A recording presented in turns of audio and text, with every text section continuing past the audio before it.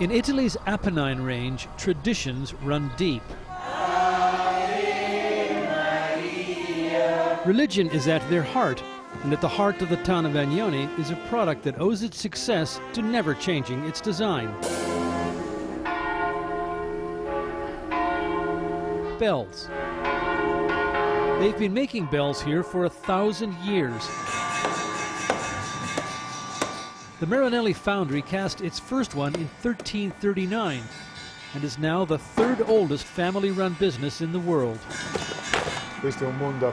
Armando Marinelli is a 25th generation bell maker. What is special about this factory is that we use the same techniques and the same materials that were used during medieval times.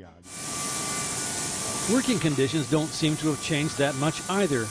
Dust, heat, and lots of noise. The continual roar is a fan keeping the fire hot enough to melt ingots that are 78% brass and 22% tin into liquid bronze. We take particular care of the quality of the bell and also of the decoration, because bells are a part of the world of art. The beauty of a bell is important, because it tells a story that will continue for hundreds of years. Marinellis produce about 50 bells a year using a technique known as lost wax. First, a brick core is slathered with clay. Wax designs to imprint the decoration of the bell are stuck in place, and another layer of clay goes on.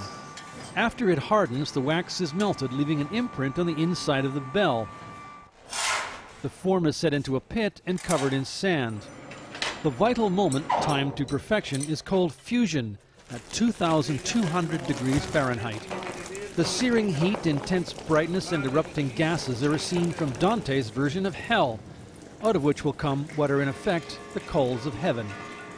90% of the bells made here are for the Catholic Church, which is why they have the title Pontifical Foundry. And the priest prays and offers blessings for the fusion. But the real secret to bell design is perfect geometry, according to master bellmaker Antonio Deli Quadri. The diameter of the base must be equal to the height. The diameter of the top must always be half of the height. The thickness of the bell, where the clapper strikes, it is always 1/14 of the diameter. Bells are thought to have originated in China in about 1000 BC. Greek and Latin scholars mention them, and there are references to bells in the Old Testament.